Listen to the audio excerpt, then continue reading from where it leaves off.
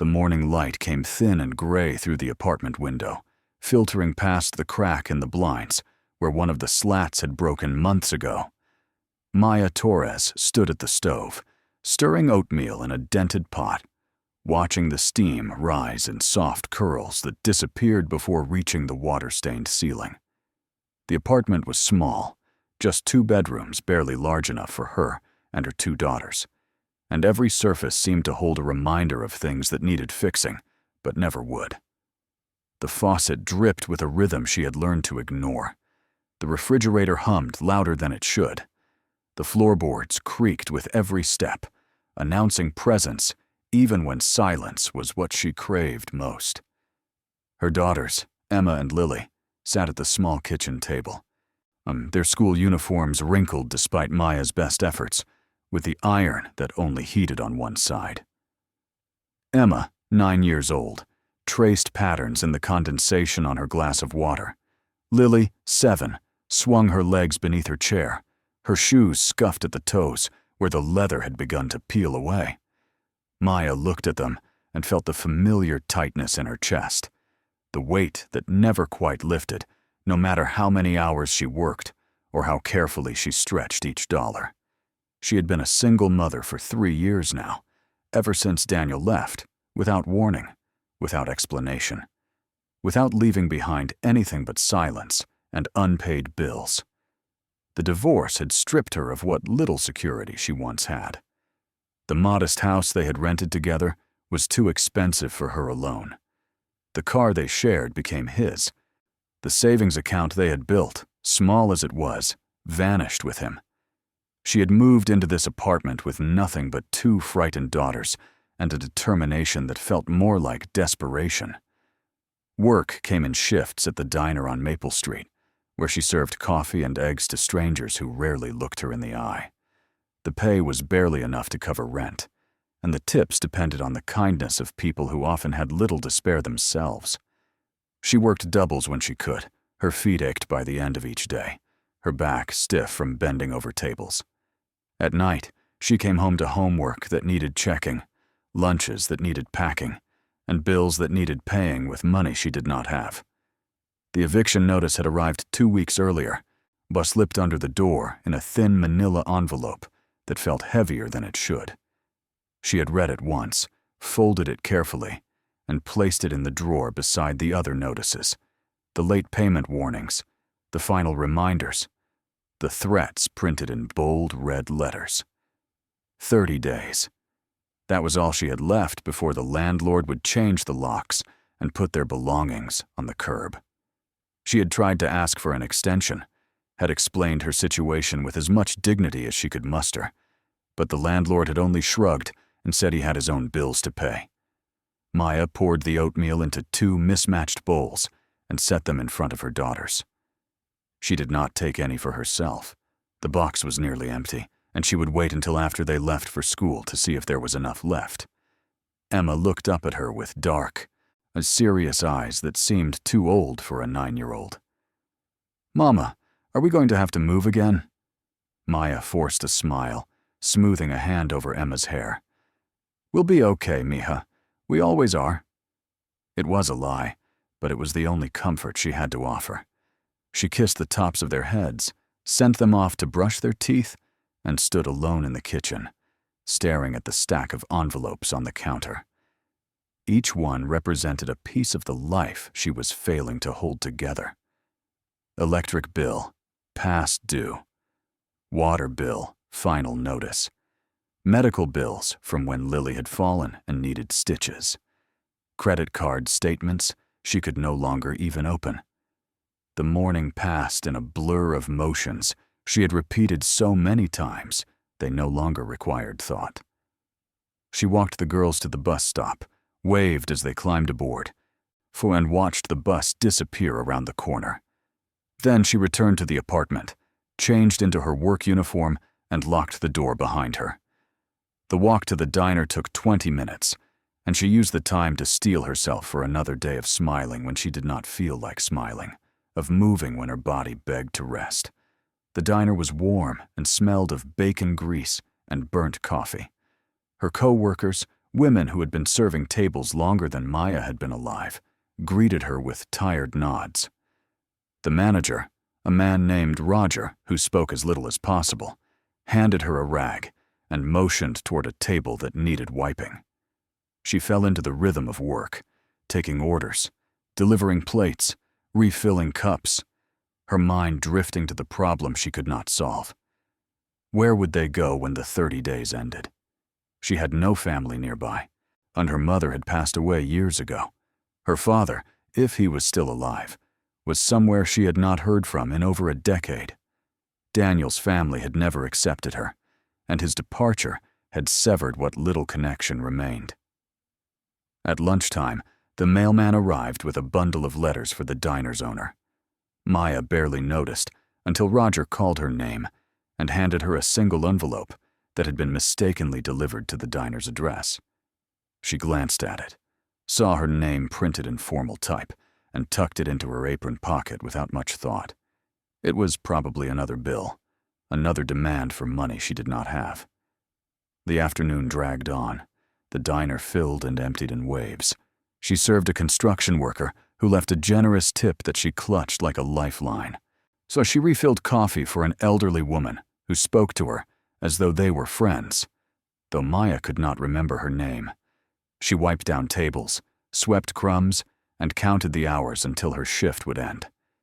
It was only after she returned to the apartment, after she had picked up the girls from the after-school program she could barely afford, after she had helped them with homework and made dinner from the last of the pasta and the wilted vegetables she had bought on clearance, that she remembered the envelope. She pulled it from her apron pocket and studied it more carefully. The return address was unfamiliar, a law office in a town she had never heard of, 2 states away. Her name was spelled correctly, but the address was slightly off, which explained why it had been delivered to the diner. She sat at the kitchen table and opened it slowly. Inside was a single sheet of paper, typed in neat official language that she had to read twice to understand. It was a notice of inheritance. Her pulse quickened as she traced the words with her finger. The letter explained that a distant relative, a woman named Helena Castellanos, had passed away 3 months earlier. Maya had never heard the name, but the letter insisted they were related through her mother's side, a connection so distant that it seemed almost fictional. Yet here it was, printed on legal letterhead, informing her that she had been named as the sole beneficiary of an estate. The estate, the letter explained, consisted of a single property, a mansion located on the outskirts of a small town called Riverton. The property had been abandoned for years and was in a state of severe disrepair. Due to the condition of the structure and the unpaid property taxes, the estate was being offered to Maya for the nominal fee of $1. If she chose to accept, she would need to travel to Riverton within 60 days to sign the necessary documents and claim ownership. If she declined, the property would be sold at auction to cover the outstanding debts. Maya stared at the letter for a long time, her heart pounding in a way that felt both hopeful and terrifying. A mansion. For $1. It seemed too good to be true, the kind of thing that only happened in movies or dreams. And yet, the letter was real. The law office's phone number was printed at the bottom, the notary's seal pressed into the corner. She read it again, looking for some sign that this was a mistake or a scam, but found nothing. She thought of the eviction notice in the drawer. She thought of the girls sleeping in the next room, unaware that their lives hung by a thread so thin it could snap at any moment. She thought of the ruined mansion, the unpaid taxes, the words, severe disrepair, that suggested this wasn't a gift at all, but rather a burden no one else wanted. And yet it was a place. It was land. It was something she could call her own, even if it was broken. That night, after the girls had gone to bed, Maya sat at the table and called the number on the letter. A woman answered, her voice polite and professional, and confirmed everything the letter had stated. The mansion was real. The inheritance was legitimate. If Maya wanted it, she would need to come to Riverton, but pay the $1 fee and sign the deed. The woman warned her, with a tone that bordered on pity, that the property was uninhabitable. It had been vacant for over a decade. The roof had collapsed in places. The walls were damaged by water and neglect. There was no electricity, no running water. It would take tens of thousands of dollars, perhaps more, to make it livable. Maya thanked her and hung up. She sat in the silence, staring at the cracked plaster ceiling, and made her decision. She had no tens of thousands of dollars. She had no savings, no backup plan, no safety net. But she had $1. And she had the stubborn refusal to give up that had carried her through every impossible day since Daniel left. If the mansion was all she had, then the mansion would have to be enough. The following morning, she told the girls they were going on a trip. Their faces lit up with an excitement she had not seen in months. They asked if they were going to Disneyland, and she smiled, shaking her head. Somewhere better, she said, though she did not believe it herself. She called in sick to work, knowing she could not afford to miss the shifts, but unable to see another way forward. She withdrew the last $40 from her bank account and bought 3 bus tickets to Riverton. The journey would take most of a day, with transfers and long waits in stations that smelled of diesel and desperation. But it was the only way she could get there. They left early on a Wednesday morning, the apartment locked behind them, their belongings reduced to a single duffel bag. Maya carried it over her shoulder. I heard daughters clutching her hands as they walked to the bus station. The city streets were crowded with people rushing to work, their faces set in expressions of purpose and routine. Maya felt invisible among them, just another woman struggling to survive. But in her pocket, folded carefully, was the letter that promised something different. The bus ride was long and uncomfortable. The seats were narrow, the air stuffy, and the view through the window showed miles of highway and fields that blurred together in a monotonous rhythm. Emma and Lily pressed their faces to the glass, pointing at cows and barns, their voices bright with the novelty of travel. Maya watched them and felt a flicker of something she had not felt in a long time. Not quite hope, but something close to it. A possibility, a chance. They arrived in Riverton as the sun was sinking low, casting the small town in shades of orange and amber. It was the kind of place that seemed frozen in time, with a main street lined by brick buildings and storefronts that advertised goods from decades past.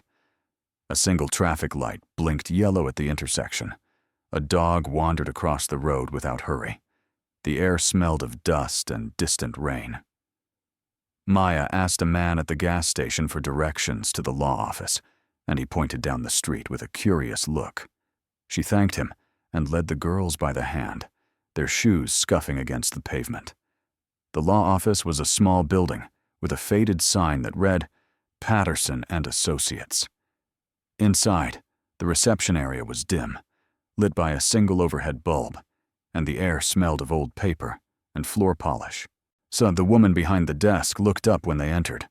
She was older, perhaps in her 60s, with gray hair pulled back in a bun and glasses perched on the edge of her nose.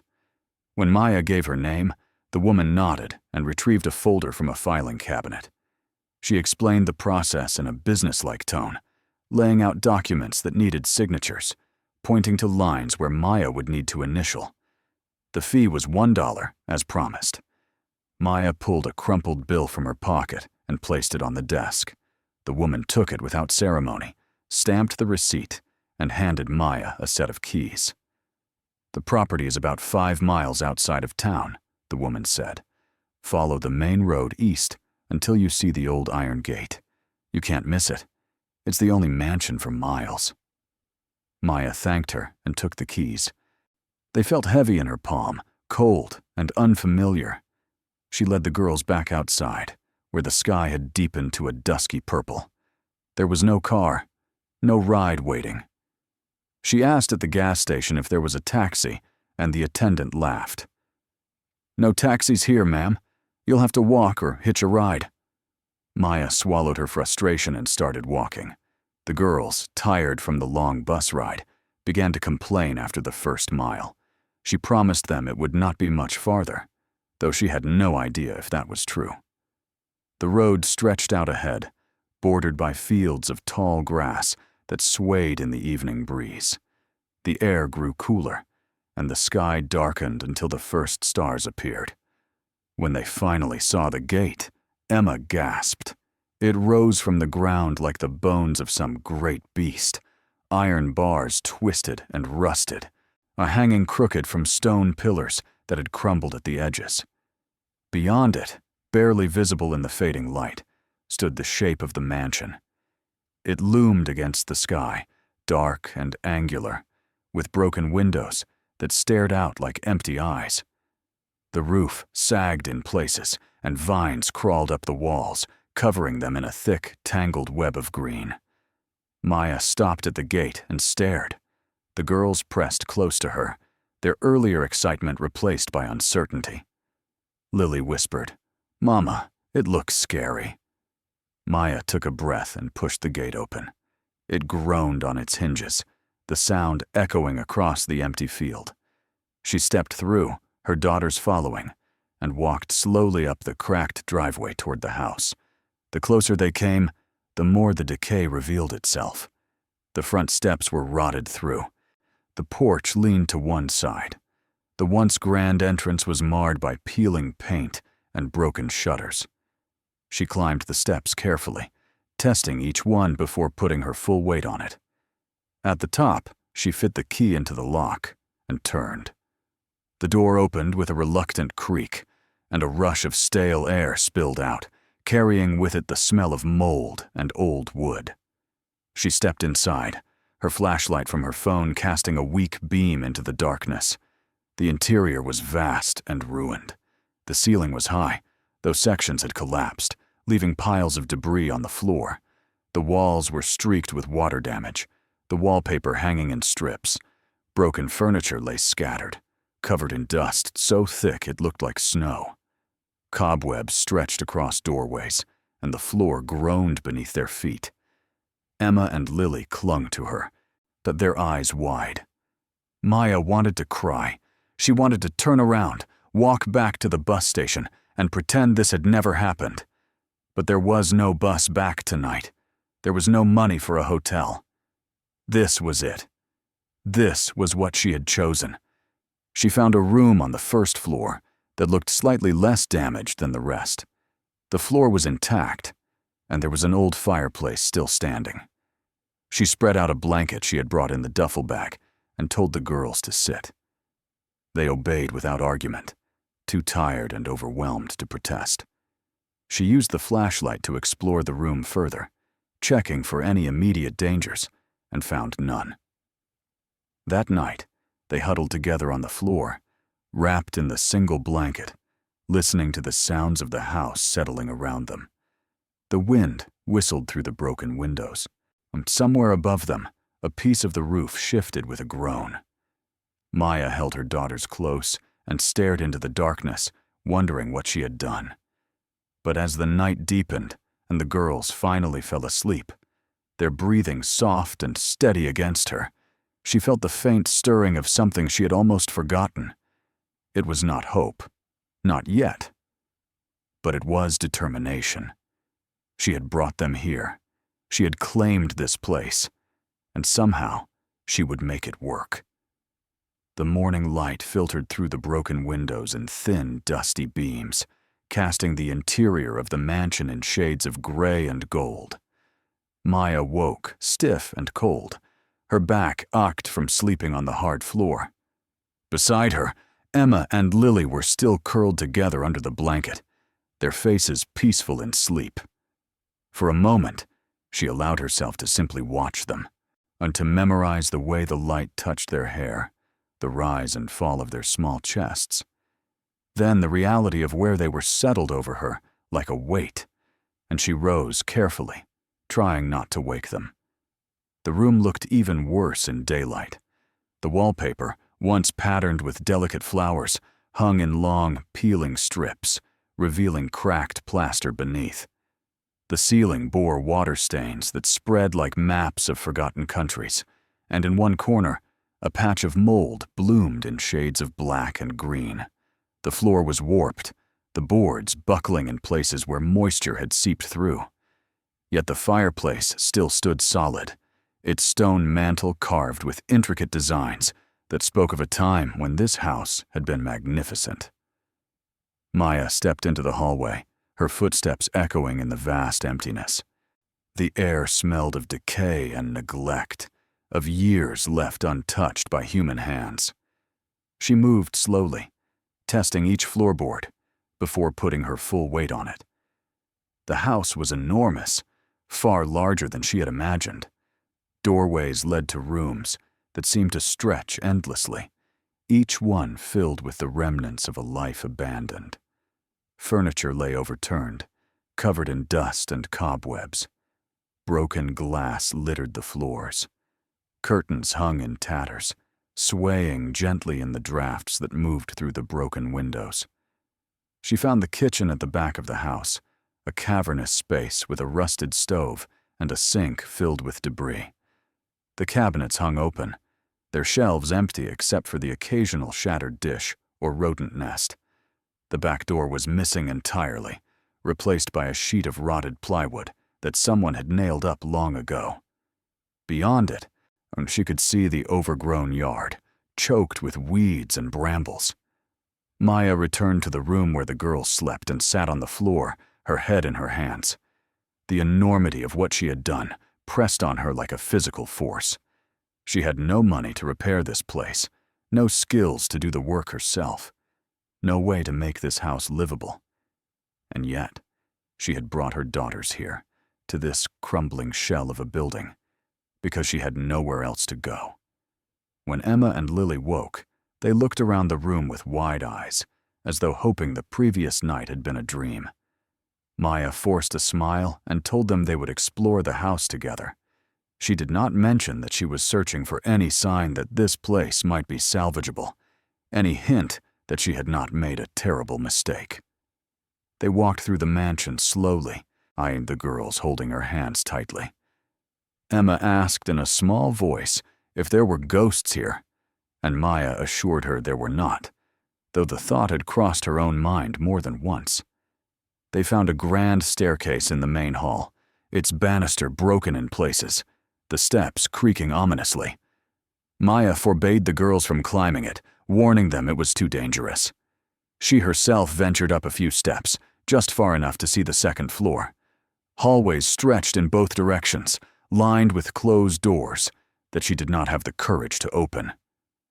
When they returned to the ground floor, Maya led them outside through the missing back door.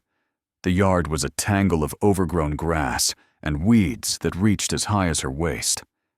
An old stone path, cracked and uneven, led toward what might have once been a garden. In the distance, she could see the outline of a structure, perhaps a shed or a carriage house, though it was too far and too obscured by foliage to tell. They walked along the edge of the property, and Maya tried to imagine what this place must have looked like in its prime. The mansion was built in a style that suggested wealth and grandeur, with tall columns flanking the entrance and intricate stonework along the facade. The land stretched for acres, bordered by trees that had grown wild and untamed. It was beautiful in a haunting, melancholy way. But beauty did not pay bills. Beauty did not put food on the table. When they returned to the house, Maya found a spot near the fireplace and told the girls to rest while she figured out their next steps. She pulled out the last of the food she had brought, a few granola bars and a bottle of water, and divided it between them. She did not eat, claiming she was not hungry, though her stomach had been growling for hours. As the girls ate, Maya heard the sound of an engine approaching. She stepped outside and saw a truck pulling up the driveway, its tires crunching over the gravel. A man climbed out, middle-aged with a weathered face and work boots caked in mud. He looked at the house, then at Maya, and shook his head. "You must be the one who inherited this place," he said. Maya nodded. "Yes, I'm Maya Torres." The man introduced himself as Frank, a contractor from town. He explained that the law office had called him, asking if he could come take a look at the property and give an estimate for repairs. He walked around the exterior of the house, his expression growing grimmer with each step. He tested the porch, the steps, the walls. He peered through the broken windows and shook his head again. When he finished, he came back to where Maya stood and delivered his verdict. "I'll be honest with you, ma'am. This place is a money pit. The foundation is cracked. The roof is gone in places. There's water damage throughout. Mold, rot, structural issues. You're looking at $250,000, maybe more, just to make it safe to live in. And that's if you're lucky." Maya's heart sank. She had known it was bad, but hearing the number spoken aloud made it feel insurmountable. "I don't have that kind of money," she said quietly. Frank nodded sympathetically. "Most people wouldn't. If I were you, I'd sell the land and move on. Someone might buy it for the acreage, tear the house down and start fresh." He left shortly after, his truck disappearing down the driveway. Maya stood alone in the yard, staring at the mansion that had seemed like salvation, but was turning out to be another trap. She thought of the eviction notice back in her apartment, the 30 days that had now dwindled to 23. She thought of the girls inside, trusting her to fix this, to make it work. She thought of the $1 she had paid for this place, and how even that felt like too much. That evening, Maya walked into town. She left the girls at the house with strict instructions not to leave the room they had claimed as their own. The walk was long, and by the time she reached the main street, her feet ached, and the sky was beginning to darken. She stopped at a small diner and asked if there was any work available.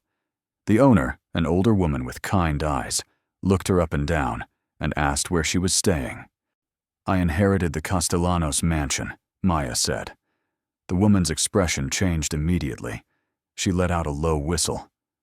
"That old place? Honey, nobody's lived there in over a decade. It's a wreck." "I know," Maya said, "but it's all I have." The woman studied her for a moment, then sighed. "I don't have any full-time work, but I could use help during the breakfast and lunch rush.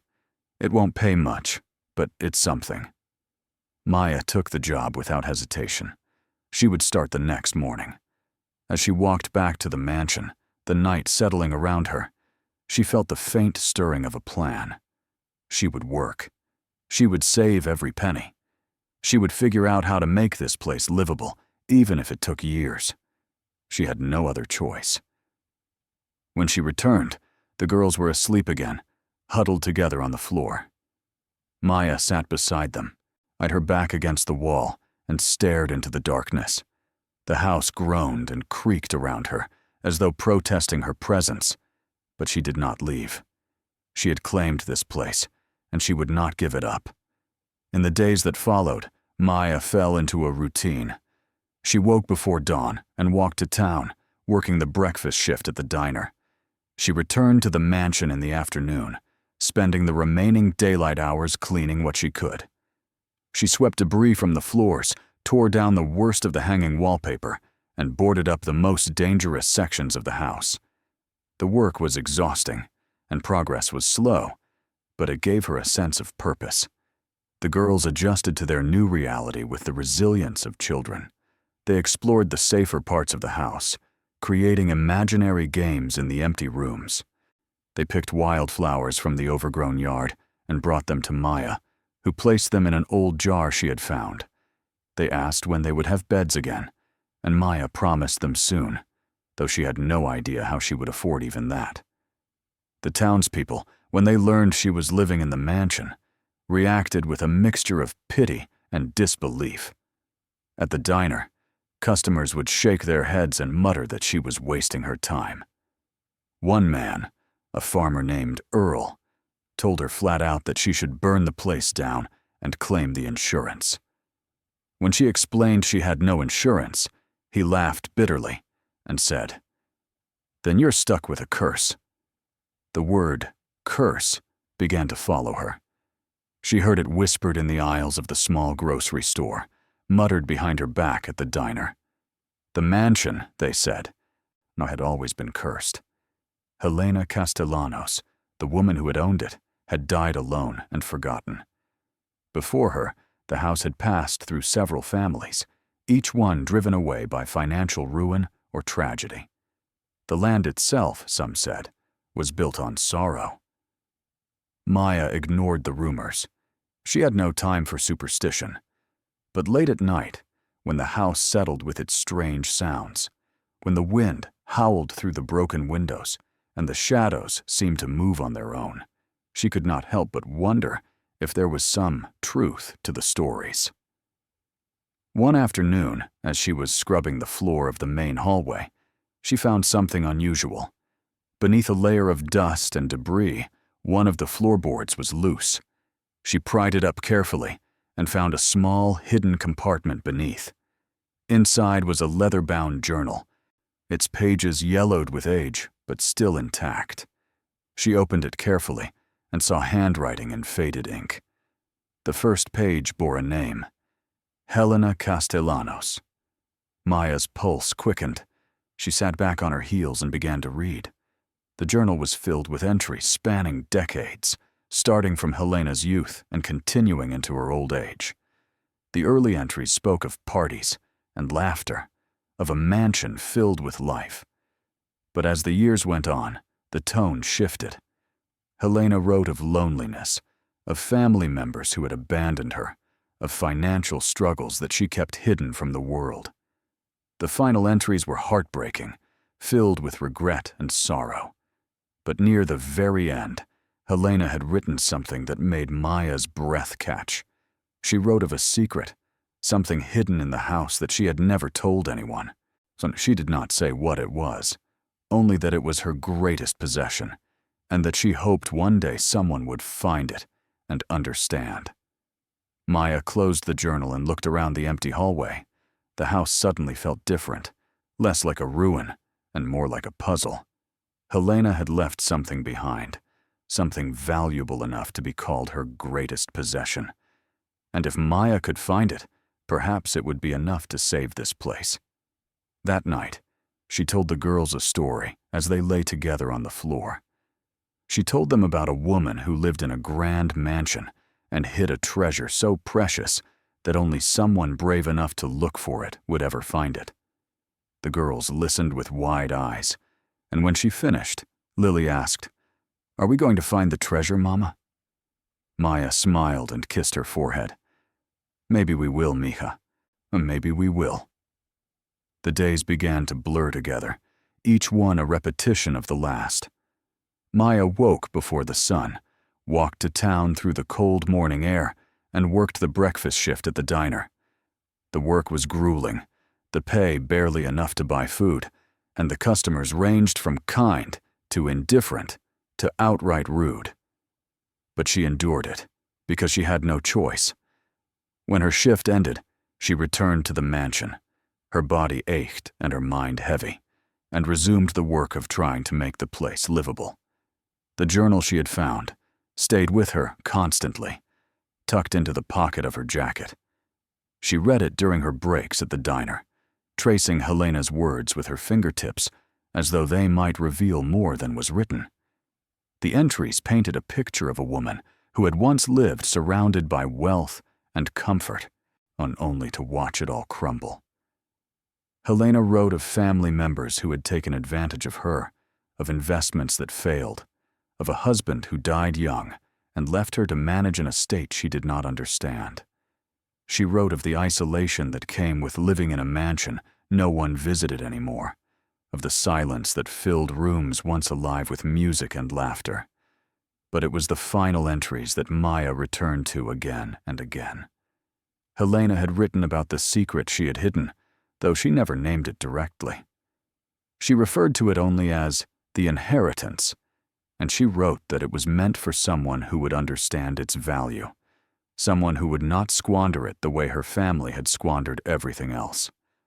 Maya read those words and felt a strange kinship with the woman. Both of them had been left with nothing. Both of them had fought to hold on to something, even when the world seemed determined to take it away. The townspeople continued to watch Maya with a mixture of curiosity and pity. At the diner, the owner, a woman named Ruth, had taken a liking to her. Ruth would slip her extra food at the end of her shift, leftovers that would have been thrown away otherwise, and Maya accepted them with quiet gratitude. It was those scraps that kept her and the girls fed. Ruth also gave her advice, though it was always delivered with a sad shake of her head. "You should leave that house, honey," Ruth said one afternoon as Maya wiped down tables. "It's not worth the trouble. There's nothing there but ghosts and rot." Maya looked up at her. What if there was something there? Something valuable? Ruth frowned. Like what? "I don't know," Maya admitted. But the woman who owned it, Helena, she wrote in her journal that she hid something. She called it her greatest possession. Ruth's expression softened, but there was still doubt in her eyes. Helena Castellanos was a sad, lonely woman.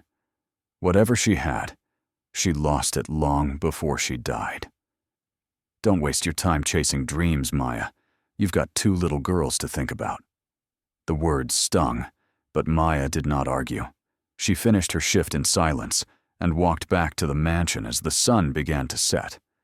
The house loomed against the darkening sky, its broken windows like empty sockets, its walls covered in creeping vines.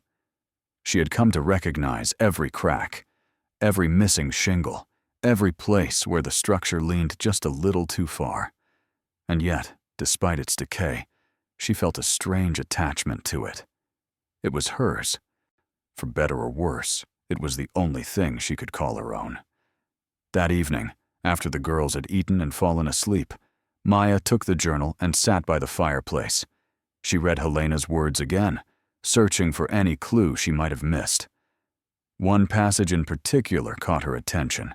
Helena had written, "What they sought above, they never thought to seek below. The earth keeps secrets better than walls." Maya frowned, tracing the sentence with her finger.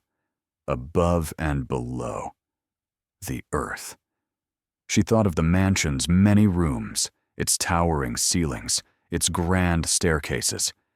She had explored most of the ground floor, but she had not yet ventured into the basement.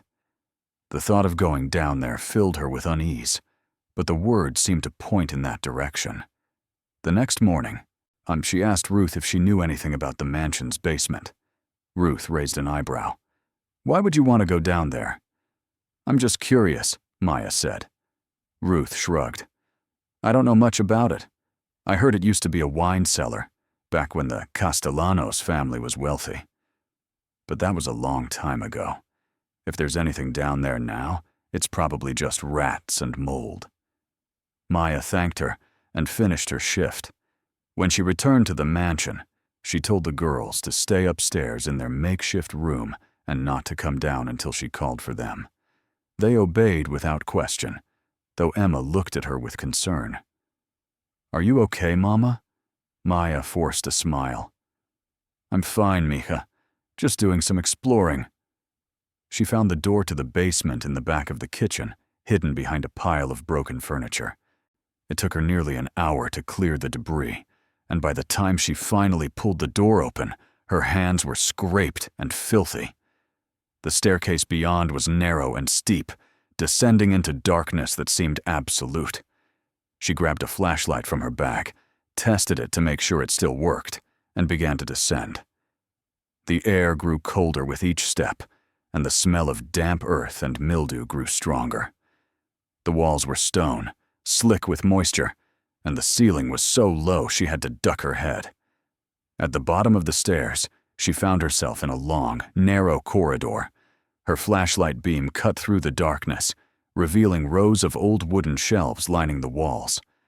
Most were empty, though a few still held broken bottles covered in dust and cobwebs. She moved slowly, her footsteps echoing in the confined space. The corridor ended in a small room, and when she stepped inside, her breath caught. The room was larger than she expected, with a vaulted ceiling and stone walls that seemed almost deliberate in their construction. In the center of the room stood a heavy wooden table, and on the table sat a single object, a metal lockbox, its surface tarnished but intact. Maya's heart began to race. She approached the table slowly, as though the box might disappear if she moved too quickly. When she reached it, she set down the flashlight and ran her fingers over the surface. The lock was old, rusted, but still secure. She tried to pry it open, but it would not budge. She carried the box upstairs, her hands trembling with a mixture of excitement and fear. The girls were still in their room, and she called to them that she was back. She set the box on the floor in the main hall and stared at it, her mind racing. This was it. This had to be what Helena had written about. The secret hidden below, where no one had thought to look. But the lock was a problem. She had no key, no tools to break it open. She would need help, and the only person she could think to ask was Frank, the contractor who had come to assess the house. She walked back to town the next morning and found him at a construction site. When she explained what she had found, he looked at her with skepticism. A lockbox in the basement? Could be anything. Could be nothing. "Will you help me open it?" Maya asked. Frank hesitated, then nodded. "I'll come by this afternoon. But don't get your hopes up. People hide all kinds of junk in old houses." When Frank arrived, he brought a toolbox and a crowbar. He examined the lockbox carefully, then wedged the crowbar under the lid.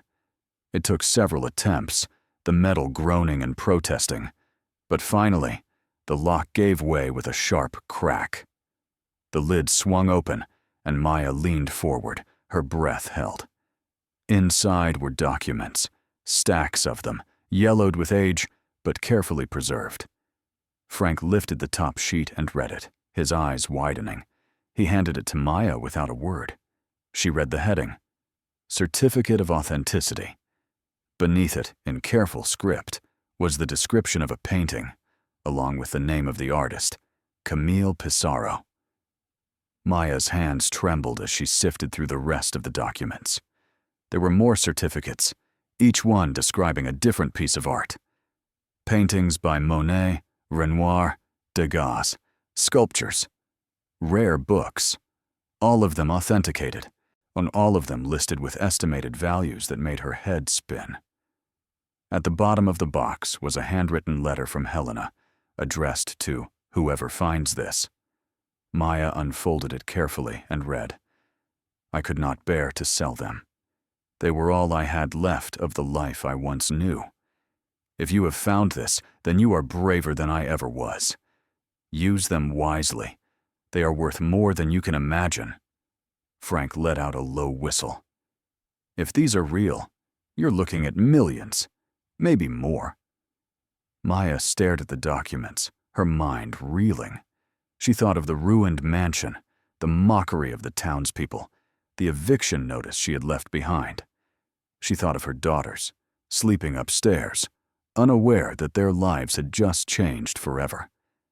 She looked up at Frank, tears streaming down her face. "What do I do?" He shook his head, then smiling faintly. "First, you call an expert. Then, you start living."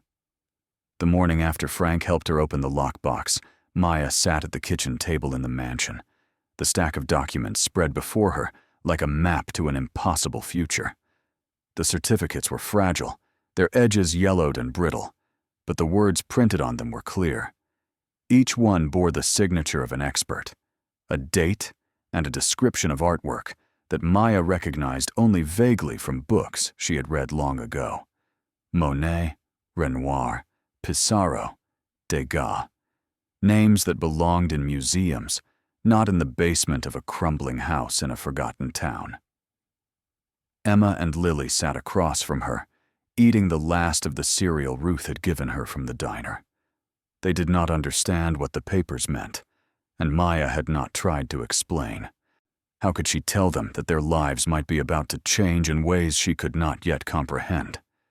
She had spent the night awake, reading and rereading each certificate, her mind spinning with questions. Where were the paintings now? Had Helena sold them before she died? Or were they still here, hidden somewhere in the mansion? Frank had told her to call an expert, but Maya had no idea where to begin. She had no phone beyond the cheap prepaid cell she used for emergencies, and the internet connection at the local library was her only access to the outside world. That morning, after she dropped the girls off at the makeshift daycare Ruth had arranged for her at the church, Maya walked to the library and sat down at one of the old computers. She typed "art authentication experts" into the search bar and was overwhelmed by the results. For auction houses, galleries, universities, private consultants. She clicked through page after page, her frustration growing. Most of the contact information required email addresses or long-distance calls she could not afford. Finally, she found a website for an art historian based in the nearest city, about 2 hours away. The site was simple, almost bare, but it listed credentials that seemed legitimate. Dr. Evelyn Cross, Ph.D. in art history, specializing in Impressionist and Post-Impressionist works. Maya copied down the phone number on a scrap of paper and left the library. She walked to the edge of town where she could get a signal and dialed the number with trembling hands. The phone rang 3 times before a woman answered, her voice brisk and professional. Dr. Cross speaking. Maya introduced herself, on her words tumbling over each other in her nervousness. She explained about the mansion, the lockbox, the certificates. There was a long pause on the other end of the line. You're saying you found authentication documents for original Impressionist paintings? Yes, Maya said. At least I think so. I don't know anything about art, but the names on the certificates are famous. Monet, Renoir, Pissarro. Another pause. Where did you say this mansion is located? Maya gave her the address, and she heard the scratch of a pen on paper. Dr. Cross asked a series of questions about the condition of the documents, the dates, the signatures.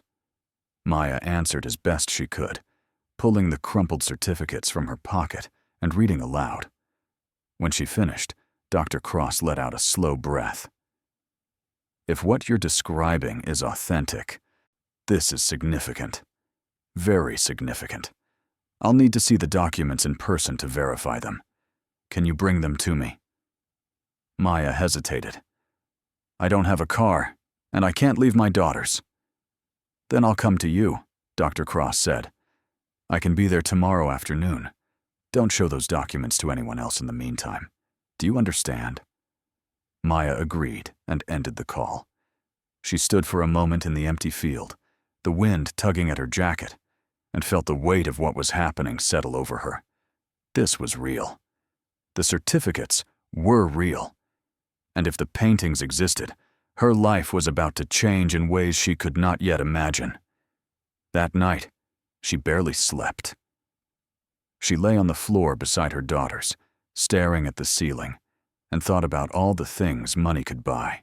A real home, beds for the girls, a food that was not leftovers, doctors who did not ask for payment up front.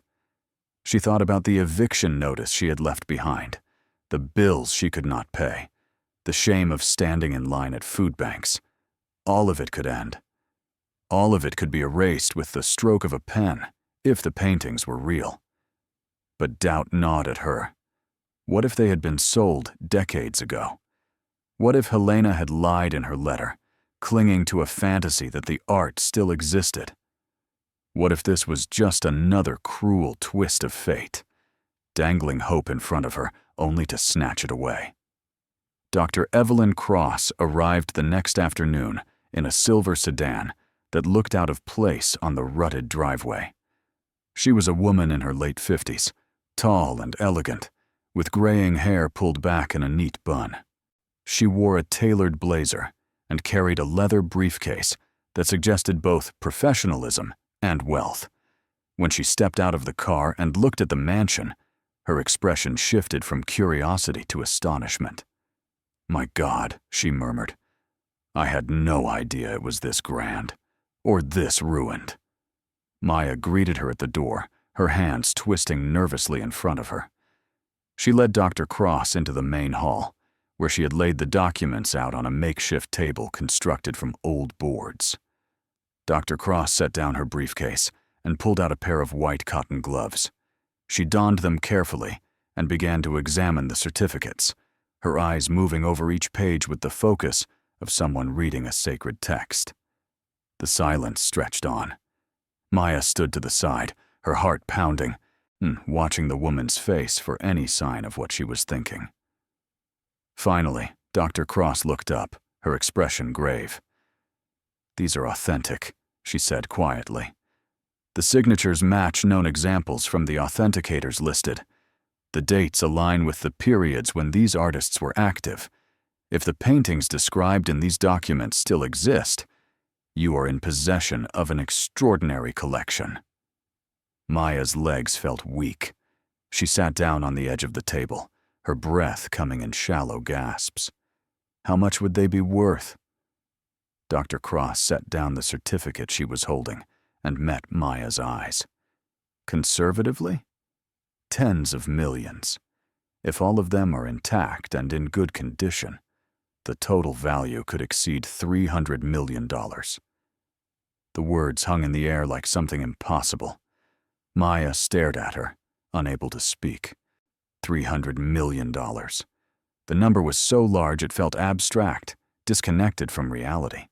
She thought of the $1 she had paid for this house, and a laugh bubbled up in her throat that sounded more like a sob. Dr. Cross continued, her tone measured. "But we need to find the paintings themselves. Do you have any idea where they might be?" Maya shook her head. "Helena's letter said she hid them. She wrote that what they sought above, they never thought to seek below. That's how I found the documents in the basement. But I didn't see any paintings down there." Dr. Cross frowned. "May I look?" Maya led her through the house and down the narrow stairs to the basement. Dr. Cross moved carefully, her flashlight beam sweeping across the stone walls and old shelves. She examined the room where Maya had found the lockbox, running her gloved fingers along the walls, testing for hollow spaces. After several minutes, she turned to Maya. "There's another room, behind this wall." Maya frowned. "How can you tell?" Dr. Cross pointed to the mortar between the stones. "This section is newer. See how the color is slightly different? Someone sealed off a space here, probably decades ago. We'll need tools to break through." They returned to the surface, and Dr. Cross made a phone call. Within an hour, Frank arrived with his toolbox and a sledgehammer. He studied the wall Dr. Cross had indicated, nodded, and began to work. The sound of metal striking stone echoed through the basement, each blow sending chips of mortar flying. Maya stood at the base of the stairs, her hands clasped tightly, her breath coming fast. It took nearly 30 minutes, but finally, a section of the wall gave way. Frank stepped back, breathing hard, and shone his flashlight through the gap. Maya moved closer, peering into the darkness beyond. The beam revealed a small, sealed room, its walls lined with wooden crates. Frank widened the opening until it was large enough to step through. Dr. Cross went first, moving with the careful precision of someone entering a tomb. Maya followed, her heart pounding so hard she thought it might burst. The crates were stacked neatly, each one labeled with a number and a date. Dr. Cross knelt beside the nearest one and carefully pried it open. Inside, wrapped in layers of protective cloth, was a painting. Dr. Cross lifted it gently, unwrapping it with the care of someone handling an infant. When the final layer fell away, Maya saw it. A landscape, soft and shimmering, painted in shades of blue and green. The brushstrokes were visible, each one a deliberate mark of the artist's hand. Dr. Cross stared at it, her face pale. Claude Monet, she whispered. "Water Lilies series. This is one of the lost pieces. It was thought to have been destroyed in a fire." She set it down carefully and opened another crate, and then another. Each one revealed a treasure that had been hidden for decades. Renoir's portraits, luminous and alive. Pissarro's rural scenes, vibrant with color. Degas' dancers, caught in motion. By the time they had opened half the crates, Maya was trembling. She sank to the floor, her back against the wall, and covered her face with her hands. Dr. Cross sat beside her, her voice gentle. "This is one of the most significant art discoveries in modern history. These paintings were thought to be lost. Some were listed as destroyed. Others simply vanished from records. Helena Castellanos must have acquired them over decades, perhaps through private sales or inheritances, and she kept them hidden, even as her life fell apart." Maya looked up, tears streaming down her face. "Why would she do that?" "Because she loved them," Dr. Cross said softly, "and she could not bear to let them go, even when she needed the money. She chose to live in poverty rather than sell her greatest treasures. And now, she's given them to you." That night, after Dr. Cross had left with promises to return the next day with a team to properly catalog the collection, Maya sat alone in the main hall. The house was silent except for the soft breathing of her daughters, asleep in the next room. She thought about Helena, the woman who had lived here, alone and forgotten, surrounded by beauty she could not share. She thought about the choice Helena had made, to keep the paintings hidden, to protect them even at the cost of her own comfort. And she understood, in a way she had not before, what the inheritance truly meant. It was not just wealth, it was a legacy, a trust. The next morning, the news began to spread. Frank, despite his promise to keep quiet, had mentioned the discovery to someone at the construction site. That person had told someone else, and by noon, the entire town knew. When Maya walked to the diner to pick up food Ruth had set aside for her, people stared. Conversation stopped when she entered. She could feel their eyes on her, heavy with judgment and envy. Ruth pulled her aside, her expression worried. "You need to be careful, honey. So people are talking. They're saying you're sitting on a fortune, and there are always folks who think they deserve a piece of it." Maya nodded, her stomach twisting with unease. "I haven't done anything wrong." "I know," Ruth said, "but that won't stop them." That afternoon, a man appeared at the mansion's gate. He was well dressed, wearing a suit that seemed out of place in the rural setting. He introduced himself as Richard Holbrook, a lawyer representing a group of Helena Castellanos' distant relatives. He explained, in a tone that was polite but firm, that the family believed the art collection should be divided among all of Helena's heirs, not given to a single stranger. Maya stared at him, her hands clenched at her sides. "I'm not a stranger. The will named me as the sole beneficiary." Holbrook smiled thinly. "No, the will was written decades ago, when Helena was not of sound mind. My clients believe it can be contested. We're prepared to take this to court if necessary." Maya felt the old fear rising in her chest, the same fear she had felt when the eviction notices arrived, when the bills piled up, when Daniel left. But this time, something else rose with it. Anger. She had fought too hard, come too far, to let someone take this from her. "Get off my property," she said quietly. Holbrook's smile faded. "You're making a mistake, Ms. Torres. My clients have resources. They will not give up easily." "Neither will I," Maya said. He left, but Maya knew he would return. She called Dr. Cross and explained what had happened. The art historian listened carefully, then told her to document everything. "Keep records of all communications. Don't sign anything, and find a lawyer." Finding a lawyer proved difficult. Maya had no money for legal fees, and the few attorneys in town wanted nothing to do with a case that involved millions of dollars and powerful opponents. But Ruth, ever resourceful, connected her with a young lawyer named Sarah Chen, who had recently opened a practice in the next county. Sarah agreed to meet with Maya, and after hearing her story, offered to take the case on contingency. "If we win," Sarah explained, "I'll take a percentage of the settlement.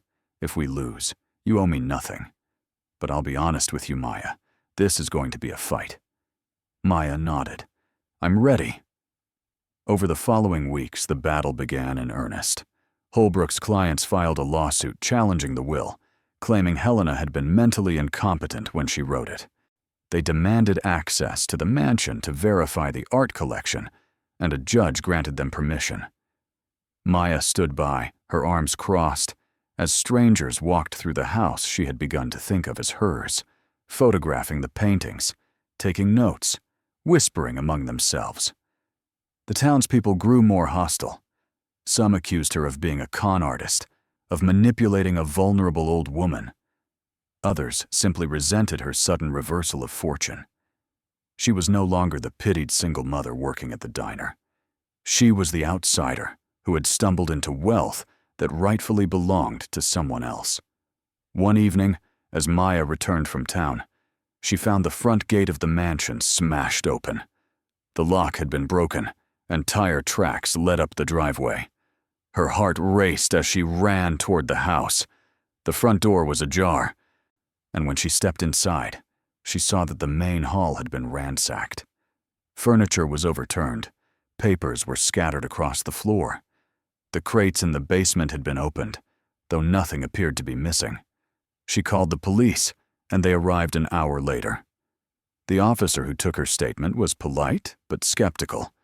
He asked if she had any enemies, and Maya almost laughed. She had an entire town full of people who resented her, a legal team trying to take everything from her, and a past that had taught her that hope was always followed by heartbreak. But the paintings were still there. Whoever had broken in had either been scared off before they could take anything, or they had simply wanted to send a message. "You're not safe. You don't belong here. This is not yours." Maya did not sleep that night. She sat in the main hall with a baseball bat across her lap, listening to every creak and groan of the house. The girls slept upstairs, unaware of the danger, and she was grateful for their innocence. She would protect them. She would protect this house. She would protect the legacy Helena had entrusted to her. Dr. Cross returned with a full team of experts to catalog and photograph each painting. They worked methodically, documenting the condition of each piece, verifying authenticity, and estimating value. When they finished, Dr. Cross handed Maya a leather-bound folder containing the full report. "The total value," she said, "is $324 million. Maya stared at the number, printed in stark black ink. 324 million. It was more money than she could comprehend, so more than she could spend in 10 lifetimes. And yet it felt fragile, as though it might vanish the moment she looked away. "What do I do now?" she asked. Dr. Cross sat down beside her. "You have options. You could sell the collection at auction, which would generate the most money, but also the most attention. You could donate it to a museum, which would secure your legacy and provide tax benefits. Or you could keep some pieces and sell others. The choice is yours." Maya thought of her daughters, of the life she wanted to give them. She thought of the mansion, crumbling and broken, and how it could be restored to its former glory. She thought of Helena, who had sacrificed everything to keep these paintings safe. "I want to restore the house," she said. "And I want to turn it into a museum, a place where people can see the art, or where Helena's legacy can be remembered." Dr. Cross smiled. "That's a beautiful idea." But the legal battle was far from over. Holbrook's clients intensified their efforts, filing motion after motion, demanding that the collection be frozen until the will could be properly contested. Sarah Chen fought back, presenting evidence that Helena had been of sound mind when she wrote the will, that she had clearly intended for Maya to inherit everything. The case dragged on for months, each hearing more contentious than the last. During this time, Maya continued to work at the diner, though Ruth told her she did not need to. "You're a millionaire, honey. You don't have to serve eggs anymore." But Maya insisted. She needed the routine, the normalcy, and she needed to prove to herself and to everyone else that she had not changed. She was still the same woman who had walked into this town with nothing but a $1 bill and a dream. One afternoon, as she was walking home from the diner, a car pulled up beside her. The window rolled down, and she saw a man she did not recognize. He was older, with a hard face and cold eyes. "You're the one with the paintings," he said. Maya nodded slowly, her instincts screaming at her to run. "You should sell them," the man continued. "People like you don't know how to handle that kind of money. You'll lose it all, just like Helena did." "I'm not Helena," Maya said. The man smiled, but there was no warmth in it. "No, you're not. You're just a poor woman playing dress-up in a dead woman's house. But the game's going to end soon, and when it does, you'll have nothing. Just like before." He drove away, leaving Maya standing on the side of the road, her hands shaking. She did not tell anyone about the encounter, but it stayed with her, a shadow that followed her through the days. The legal battle reached its climax in a courtroom 3 months after the discovery. Maya sat beside Sarah Chen, her hands folded in her lap, as the judge reviewed the evidence. Holbrook presented his case with confidence, arguing that Helena had been manipulated, that the will was invalid, that the family had a rightful claim to the estate. Sarah countered with testimony from Helena's doctors, who confirmed she had been mentally competent until the very end. She presented the journal Maya had found, in which Helena had clearly expressed her wishes. She argued that the family, who had abandoned Helena in her final years, she had no moral or legal right to her estate. When the judge finally spoke, the courtroom fell silent. He ruled in Maya's favor. The will was valid. The inheritance was hers. Holbrook's clients were ordered to pay court costs and to cease any further harassment. Maya sat frozen in her seat, unable to process what she had just heard. Sarah grabbed her hand and squeezed it, a smile breaking across her face. "You won," she whispered. "It's over."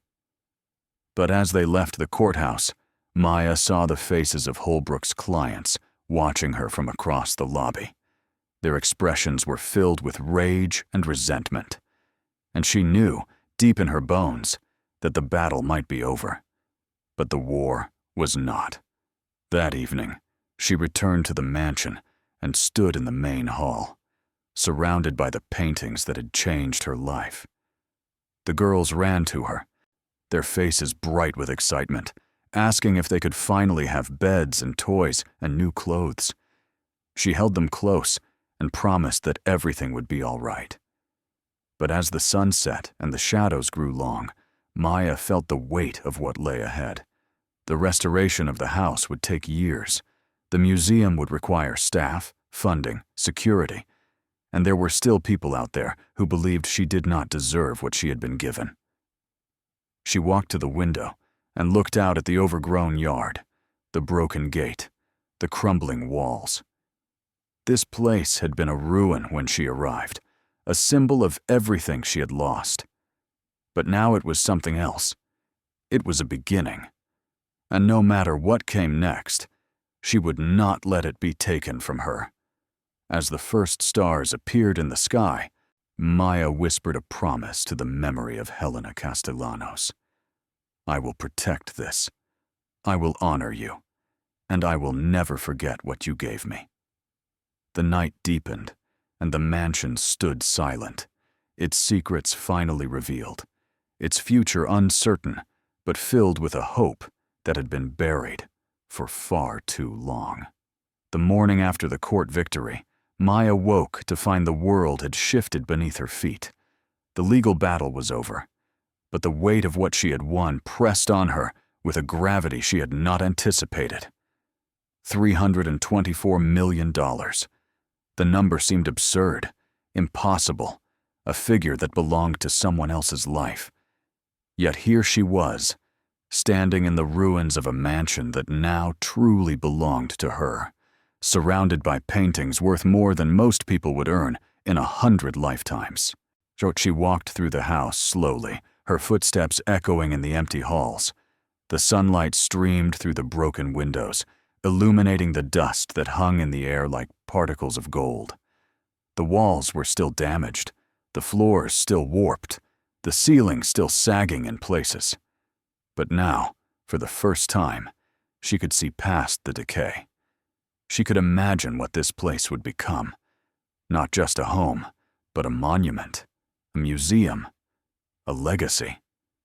Dr. Cross had given her the contact information for a restoration specialist, a man named Thomas Brennan, who had worked on historic homes across the country.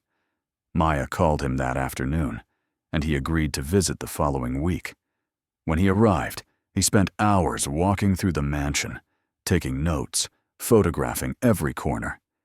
His expression was grave as he tallied the damage. But when he finally sat down with Maya in the main hall, his eyes held a spark of excitement. "This house is dying," he said bluntly, "but it can be saved. The foundation is solid. The structure is sound beneath all the rot. It will take time, and it will be expensive, but it can be done." Maya nodded. "How long?" 2 years, at least. Maybe 3. And you're looking at somewhere between $15 and $20 million, depending on how far you want to take the restoration. The number, which would have been unthinkable months ago, now felt manageable. Maya signed the contract without hesitation. Thomas promised to assemble a team and begin work within the month. When he left, Maya stood alone in the mansion and allowed herself, for the first time, to feel hope without the shadow of fear behind it. But the world outside the mansion was not ready to let her rest. The news of the court victory had spread, and with it came a wave of attention Maya had not expected. Reporters called, asking for interviews. Television crews arrived uninvited, filming the mansion from the road. Strangers knocked on the door, some asking for donations, others claiming distant family connections, all of them hoping for a piece of the fortune. Maya refused them all. She hired security guards to patrol the property, men who stood at the gate and turned away anyone who did not have an appointment. She installed cameras and motion sensors. She changed her phone number. The mansion, which had once been open and vulnerable, became a fortress. The townspeople watched with a mixture of resentment and fascination. Some, like Ruth, were genuinely happy for her. Ruth hugged her tightly one afternoon at the diner and said, "You deserve this, honey. Don't let anyone tell you otherwise." But others were less kind. Maya overheard whispers at the grocery store, saw the way people's eyes followed her when she walked down the street. They called her lucky. They called her undeserving. They said she had stumbled into wealth without earning it, as though surviving years of poverty and fighting a legal battle had been nothing. One evening, as Maya was walking back to the mansion, a group of teenagers threw eggs at her from a passing car. The shells splattered against her jacket, the yolk dripping down her sleeve. She stood in the road, stunned, as the car sped away, laughter echoing behind it. She wiped the mess from her clothes and continued walking, her jaw set, her eyes burning with unshed tears. When she reached the mansion, she found Emma and Lily waiting on the porch. They had been playing in the yard, their faces flushed with the kind of carefree joy she had not seen in them for years. They ran to her, asking if she was okay, and she forced a smile, telling them she had simply tripped and fallen. She did not tell them about the eggs, about the laughter, about the cruelty that seemed to follow her no matter how much her circumstances changed. The restoration began in early spring. Thomas arrived with a crew of workers, and the mansion filled with the sounds of hammers, saws, and voices calling instructions. They started with the roof, replacing the damaged shingles and reinforcing the beams. Then they moved to the walls, stripping away the rotted wood and replastering the damaged sections. The work was slow and painstaking, but with each passing week, the house began to transform. Maya watched the progress with a mixture of awe and anxiety. She had sold 3 of the smaller paintings to fund the restoration, keeping the rest of the collection intact. The sales had been handled discreetly through Dr. Cross, who had connected her with private collectors willing to pay top dollar. The money had been deposited into an account Maya still could not believe was hers. She hired an accountant to manage the finances, a woman named Patricia, who spoke in calm, measured tones and assured her that everything was being handled properly. But even as the mansion came back to life, the threats continued. One night, someone spray-painted the word "thief" across the front gate in bright red letters. Another time, the security cameras caught footage of a man attempting to scale the fence, though he fled when the guards approached. Maya reported each incident to the police, but the responses were always the same. "We'll look into it. We'll increase patrols. There's not much we can do." Sarah Chen advised her to stay vigilant. "You've made enemies," she said. "People who feel entitled to what you have. They're not going to stop just because you won in court." Maya knew she was right, but she refused to be driven away. She had fought too hard, come too far. This house was hers, and she would not let fear take it from her. As the restoration progressed, Maya began planning for the museum. She hired an architect to design gallery spaces that would showcase the paintings while preserving the mansion's historic character. She consulted with Dr. Cross on how to properly display and protect the art. She researched museum management, reading books late into the night, learning about climate control, security systems, insurance policies. It was overwhelming, but it was also exhilarating. For the first time in her life, she felt like she was building something that would outlast her. Emma and Lily adjusted to their new life with the resilience of children. They had their own rooms now, with real beds and fresh paint on the walls. They attended the local school, where they made friends and brought home drawings they proudly displayed on the refrigerator. They asked questions about the paintings, about the mansion, about why people sometimes stared at them in town. Maya answered as honestly as she could, explaining that their lives had changed, but that they were still the same people they had always been. One afternoon, Emma came home from school with tears in her eyes. Maya knelt beside her, asking what was wrong, and Emma confessed that a classmate had called her spoiled, saying she didn't deserve to live in a mansion. Maya held her daughter close and whispered, "You deserve every good thing in this world. Don't let anyone tell you otherwise." But the words rang hollow in her own ears.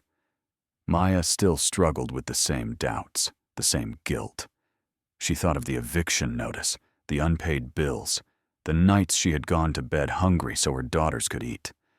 She thought of the years she had spent working herself to exhaustion, only to barely scrape by. And now, because of a letter and a lockbox, she had more money than she could ever spend. It felt unearned, undeserved, as though she had cheated the system that had punished her for so long. Dr. Cross visited often during the restoration, checking on the paintings and advising on their care. One evening, as they stood in the main hall watching the workers install new crown molding, she turned to Maya and said, "You're doing something remarkable here. Helena would be proud." Maya shook her head. "I didn't do anything. I just opened a box." "You fought for it," Dr. Cross said firmly. "You didn't give up when the family tried to take it from you. You didn't sell everything and run. You chose to honor Helena's legacy, to turn this place into something the whole world can appreciate. That takes courage." The words settled over Maya like a balm, easing some of the guilt she had been carrying. She looked around the hall, at the freshly painted walls. the restored chandelier hanging from the ceiling, the gleaming floors. This was her work, her choice, and for the first time, she allowed herself to feel proud. The first anniversary of the court victory arrived in autumn, when the leaves turned gold and red and the air grew crisp. The restoration was nearly complete, and the mansion looked like something out of a dream. The exterior had been repaired and painted, the gardens cleared and replanted. The interior glowed with warm light, the walls adorned with the paintings that had been hidden for so long. Maya stood on the front steps and looked at what she had built, and felt a swell of emotion so powerful it brought tears to her eyes. The museum was scheduled to open in the spring, and Maya spent the winter preparing. She hired staff, trained docents, organized events. She worked with Dr. Cross to create informational plaques for each painting, telling the story of the artist and the work. She commissioned a plaque for the entrance hall, dedicated to Helena Castellanos, with words Maya had written herself, in memory of a woman who loved beauty more than wealth and who trusted that the right person would find it. As the opening day approached, Maya began to receive letters. Some were kind, congratulating her on the museum and expressing excitement to visit. Others were cruel, accusing her of profiting from a dead woman's legacy, of turning tragedy into spectacle. She read them all, filed them away, and continued working. One letter stood out from the rest. It was from a woman named Claire, who identified herself as Helena's niece. The letter was not angry or accusatory. Instead, it was sad, or apologetic. Claire wrote that she had been estranged from Helena for years, that the family had failed her when she needed them most. She did not ask for money or claim any right to the estate. She only asked if she could visit the museum, to see the paintings her aunt had loved, and to say goodbye in the only way she still could. Maya wrote back, inviting Claire to the private opening before the public launch. When Claire arrived, she was a small, quiet woman in her 60s, with Helena's same dark eyes. They walked through the museum together, and Claire wept openly before the paintings. She told Maya stories about Helena, about the woman she had been before loneliness and loss had consumed her. She thanked Maya for doing what the family had not, for honoring Helena's memory and preserving her legacy. When Claire left, Maya felt a sense of closure she had not known she needed. Helena had not been just a name on a legal document. She had been a person, with dreams and regrets, and a life that deserved to be remembered. And now, through the museum, she would be. The museum opened on a warm spring morning, with crowds gathered outside the gates long before the doors unlocked. Maya stood at the entrance, dressed in a simple blue dress, her daughters beside her in matching ribbons. The mayor gave a speech, praising Maya's vision and dedication. Dr. Cross spoke about the significance of the collection and the importance of preserving art for future generations. And then Maya stepped forward, her hands trembling as she addressed the crowd. "This museum exists because of a woman named Helena Castellanos," she said, her voice steady despite her nerves. Once she spent her life collecting these paintings, protecting them, loving them. And when she had nothing left, she chose to keep them safe rather than sell them for profit.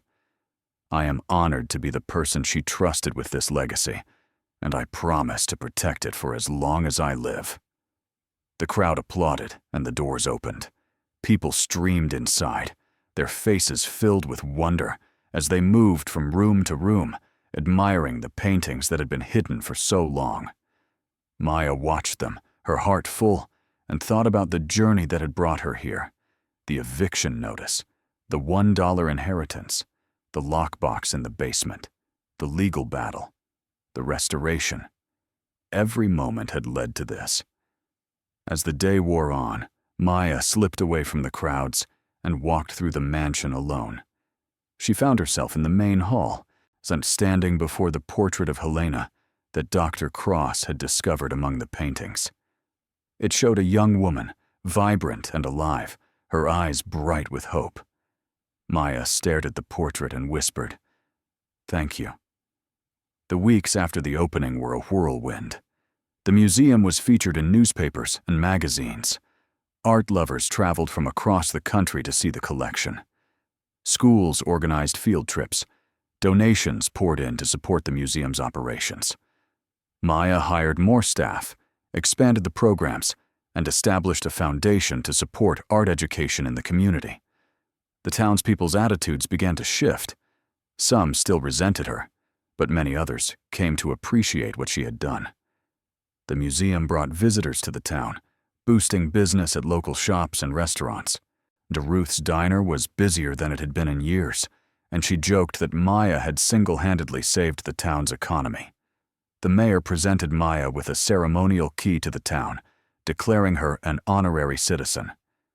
But the moment that meant the most to Maya came on an ordinary afternoon when she was giving a tour to a group of schoolchildren. One little girl, no older than Lily, raised her hand and asked, "Did you always know you would be this successful?" Maya knelt down to the girl's level and smiled.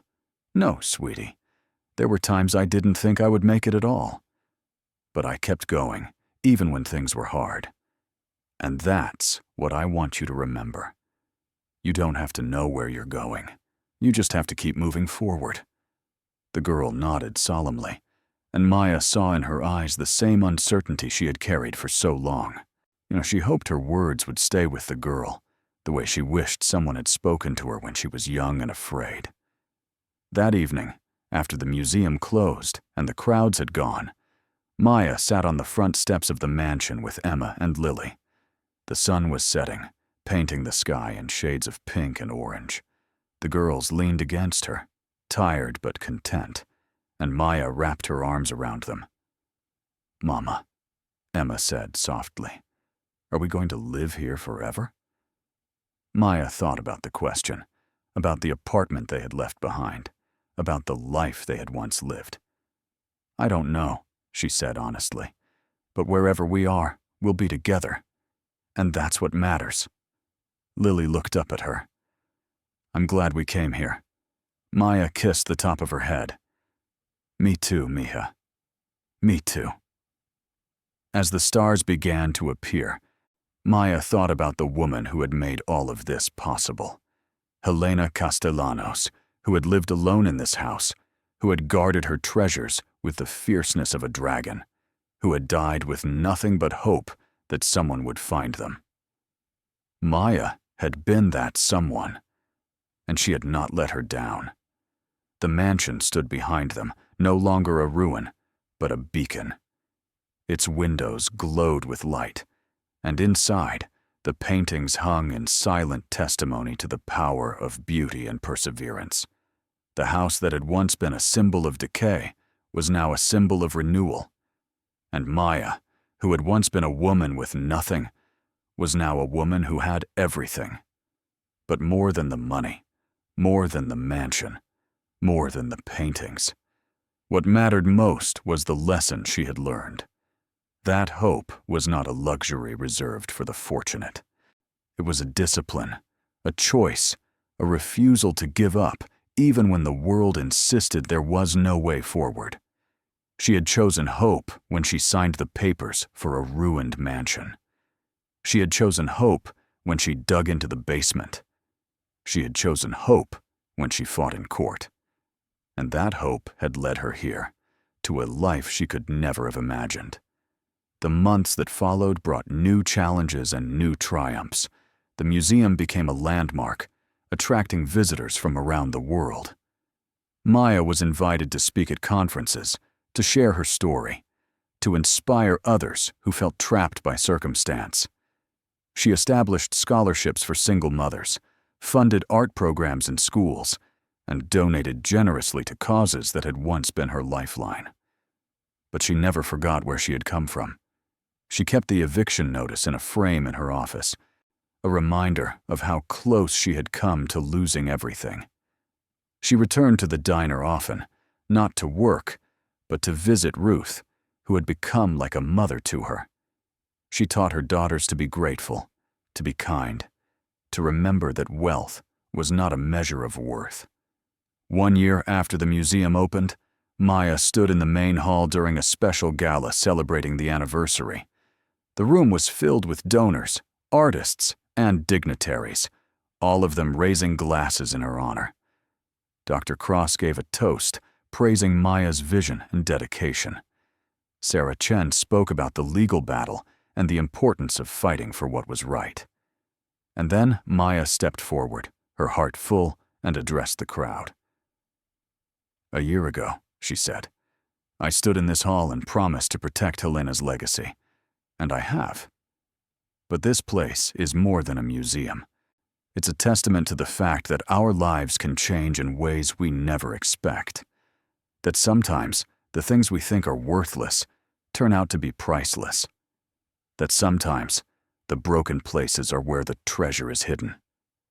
The crowd applauded, and Maya felt the weight of their respect, their admiration. But more than that, she felt the weight of her own journey, the miles she had traveled from the woman she had been to the woman she had become. As the evening ended and the guests departed, Maya walked through the museum one last time. She stopped before each painting, studying the brushstrokes, the colors, the moments captured in time. These works had survived wars, fires, loss. They had been hidden and forgotten, but they had endured. And so had she. She climbed the stairs to the second floor, where her private quarters were located. Emma and Lily were already asleep, their faces peaceful in the moonlight. Maya kissed them goodnight and walked to the window, looking out over the grounds. The gardens stretched before her, lush and green, the result of months of careful tending. In the distance, she could see the lights of the town, flickering like stars. She thought about the letter that had brought her here, the $1 inheritance that had seemed like a joke. She thought about Frank's warning, about the townspeople's mockery, about the legal battle and the threats.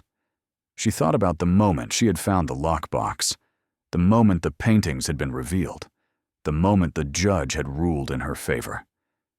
Every moment had been a choice to keep going, a choice to believe, a choice to fight for something she had not yet earned but was determined to deserve.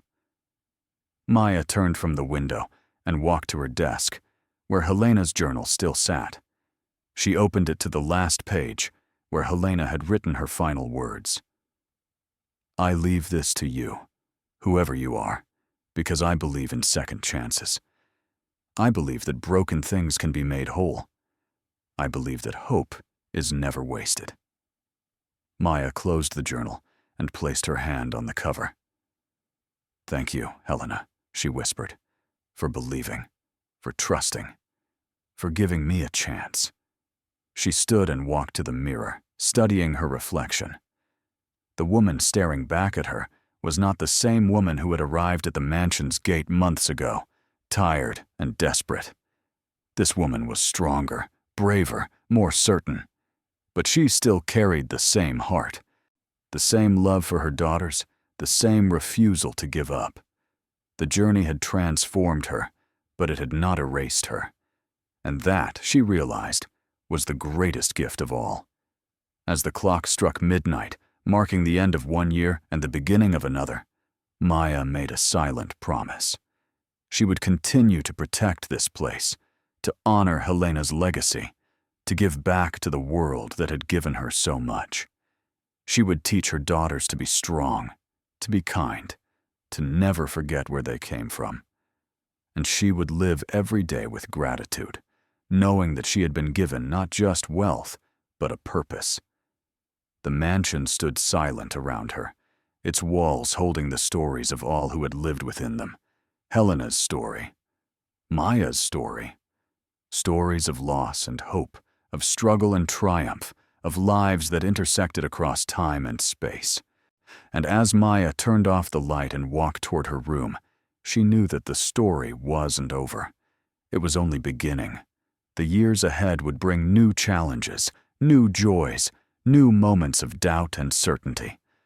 But Maya was ready. She had learned that hope was not about knowing the outcome. It was about trusting the journey. And she had learned that the greatest treasures were not found in vaults or lockboxes, but in the courage to keep searching, even when the world said there was nothing left to find. She climbed into bed, pulled the covers close, and closed her eyes. And for the first time in as long as she could remember, she slept peacefully, without fear, without worry, knowing that tomorrow would come, and she would be ready to meet it. The mansion that had once been a ruin was now a refuge. The woman who had once been broken was now whole. And the inheritance that had seemed like a burden was now a blessing, not just for her, but for everyone who walked through its doors and saw proof that beauty endures, that hope survives, and that even in the darkest moments, there is always light waiting to be found. 5 years had passed since the museum opened its doors, and the world had continued to turn. Maya stood in the upstairs study of the mansion, a room she had converted into her private office, and watched the morning sun cast long shadows across the manicured gardens below. The trees she had planted in that first year of restoration had grown tall, their branches reaching toward the sky like arms stretched in gratitude. The fountain in the center courtyard, which had been nothing but a crumbling stone shell when she arrived, now sent arcs of crystalline water into the air, catching the light and scattering it in tiny rainbows. Emma was 14 now, tall and thoughtful, with her father's dark hair and Maya's determined eyes. She had developed a passion for art history, spending hours in the museum galleries after school, sketching the paintings and asking questions that even Dr. Cross struggled to answer. Lily, 12 and bright as a spark, had inherited Maya's stubborn resilience, organizing fundraisers at her school to support art programs in underprivileged communities. Both girls had grown up surrounded by beauty and privilege, yet Maya had worked hard to ensure they understood the value of both. The museum had become more than Maya had ever imagined. Over 500,000 visitors had walked through its doors in the past 5 years. The collection had expanded beyond Helena's original paintings, with donations and loans from other collectors who wanted their work displayed in what had become one of the country's most respected small museums. The staff had grown to 30 people, including curators, educators, security personnel, and administrative workers. The foundation Maya had established now funded scholarships for over 200 students each year. But success had brought its own complications. The larger the museum grew, the more pressure Maya felt to maintain its standards, to expand its reach, to prove that she was worthy of the gift Helena had given her. There were still nights when she woke in a cold sweat, dreaming that she was back in the tiny apartment, staring at eviction notices. The museum, nothing but a fantasy that had dissolved with the morning light. On this particular morning, Maya had received a letter that stirred emotions she thought she had long since put to rest. The envelope bore the return address of a law firm in Chicago, and inside was a request from a woman named Margaret Holloway, who claimed to be the daughter of one of Helena's childhood friends. Margaret was dying of cancer, and in her final months, she had remembered something Helena had once told her, a secret about a painting that had never been found. Maya read the letter twice, her hands trembling slightly. Margaret wrote that Helena had spoken of a portrait, painted by John Singer Sargent, that had been commissioned by Helena's grandmother. The portrait had depicted Helena as a young woman, dressed in white, now standing in the mansion's garden. Helena had told Margaret that she had hidden the portrait in a place where only someone who truly loved the house would think to look. Margaret did not know where it was, but she wanted Maya to find it before she died, so she could know that Helena's last treasure had been discovered. The letter ended with a request that nearly broke Maya's heart. Margaret was too ill to travel, but she asked if Maya might visit her in Chicago to tell her about the museum, about the paintings, about the life Helena's gift had made possible. Maya folded the letter carefully and placed it in her desk drawer. Then she called her assistant and cleared her schedule for the following week. The flight to Chicago was Maya's first time on an airplane in years. She had traveled before, to conferences and meetings with donors, but each journey still carried a sense of unreality. She looked out the window at the clouds below and thought about the woman she was going to meet, a stranger who held the key to Helena's final secret. Margaret Holloway lived in a hospice facility on the north side of the city, a place that smelled of antiseptic and dying flowers. She was in her late 70s, her body frail and wasted by illness, but her eyes were sharp and clear when Maya entered the room. She smiled weakly and gestured to the chair beside her bed. "You're her," Margaret said softly. "You're the one Helena chose."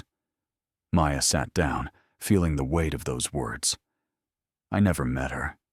I wish I had." Margaret nodded. "She would have liked you. She always believed in people who fought for what they loved." She paused, her breath rattling in her chest. "Did you find happiness in that house?" "I found more than happiness," Maya said. "I found purpose." They talked for hours, Margaret sharing memories of Helena that no one else had known. She spoke of a young woman full of dreams who had danced at parties and laughed without restraint, who had fallen in love with a man who died too soon and left her alone in a house too big for one person. She spoke of Helena's slow retreat from the world, her gradual disappearance into the mansion's shadows, and the sadness that had consumed her in her final years. But she never lost hope, Margaret said. She believed that someone would come, someone who would understand what those paintings meant. Not their price, but their value. And she was right. You came. When Maya left the hospice that evening, she carried with her a photograph Margaret had given her. It showed two young women, Helena and Margaret, standing in front of the mansion in what must have been the 1960s. They were laughing, their arms around each other's shoulders, the world still bright with possibility. Maya tucked the photograph into her purse and returned to the hotel, her mind churning with thoughts of the hidden portrait. Back at the mansion, Maya began to search. She had explored every room, every corner, every hidden space during the restoration. But she had been looking for structural problems then, not for treasure. Now she moved through the house with different eyes, searching for a place that only someone who truly loved it would think to look. She started in the garden, thinking of the photograph, of Helena standing among the roses. She walked the stone paths, examining the statues and fountains, looking for any sign of a hiding place. She checked the old greenhouse, now restored and filled with exotic plants. She searched the carriage house, the storage sheds, the perimeter walls. But she found nothing. Days turned into weeks. Emma and Lily joined the search, treating it like a treasure hunt, checking behind loose bricks and under floorboards. The staff whispered about it in the break room, offering theories and suggestions. Dr. Cross visited and helped search the basement again, tapping walls and measuring dimensions to see if there were more hidden rooms. Still, they found nothing. Maya began to wonder if the portrait even existed, if it had been lost or destroyed long ago. But something in Margaret's eyes had convinced her the story was true. See, Helena had hidden the portrait, and it was waiting to be found. One afternoon, as Maya stood in the main gallery studying the paintings, she noticed something she had overlooked before. In one of Helena's landscape paintings, there was a small structure in the background, barely visible among the trees. It looked like a chapel or a shrine, with a peaked roof and stone walls. Maya had never seen such a building on the property. She found Thomas Brennan, who had stayed on as the mansion's maintenance director, and showed him the painting. He studied it carefully, then nodded. There used to be a family chapel on the east side of the property. It was torn down in the 1970s, I think. The foundation might still be there. They walked together to the eastern edge of the grounds, pushing through overgrown brush until they found it. The foundation stones were still visible, covered in moss and hidden by decades of growth. In the center of the foundation was a stone slab, too heavy to move without equipment. Thomas called his crew, and they brought a winch and crowbars. It took an hour to lift the slab, revealing a stone chamber beneath. Maya descended carefully, flashlight in hand, her heart racing. The chamber was small, perhaps 6 feet square, with walls blackened by age. And there, leaning against the far wall, wrapped in oilcloth and sealed with wax, was a painting. Maya lifted it carefully, her hands shaking. She carried it up into the sunlight and unwrapped it slowly, layers of protective cloth falling away like shed skin. When the final layer was removed, she gasped. The portrait showed Helena as a young woman, perhaps 20 years old, and was standing in the mansion's garden. She wore a white dress that seemed to glow in the painted sunlight, and her face was radiant with joy. Behind her, the mansion rose in all its glory, whole and beautiful, the way it must have looked before time and sorrow had worn it down. The painting was signed in the corner, John Singer Sargent, 1958. Maya stared at the portrait, tears streaming down her face. This was Helena before loss, before loneliness, before the world had taken everything from her. This was Helena as she had been meant to be, full of life and hope and dreams not yet broken. She had the portrait authenticated immediately. Dr. Cross confirmed it was genuine, a previously unknown work by Sargent, worth millions on its own. But Maya knew she would never sell it. This portrait belonged in the museum, in the entrance hall, where everyone who entered could see the woman who had made it all possible. The unveiling of the portrait drew crowds that rivaled the museum's opening day. Margaret Holloway died 2 weeks before the event, but her daughter attended in her place, weeping quietly as she stood before the image of her mother's old friend. The portrait became the museum's centerpiece, a symbol of hope and preservation, of beauty that survives even when everything else falls away. But the discovery stirred something else in Maya, a restlessness she had not felt in years. She had built the museum, secured Helena's legacy, given her daughters a life beyond anything she had dreamed possible. Yet she found herself thinking about the woman she had been, the woman who had walked into this town with nothing but $1 and a desperate hope. When she began visiting the diner again, not as a guest, but to work occasional shifts when Ruth was short-staffed.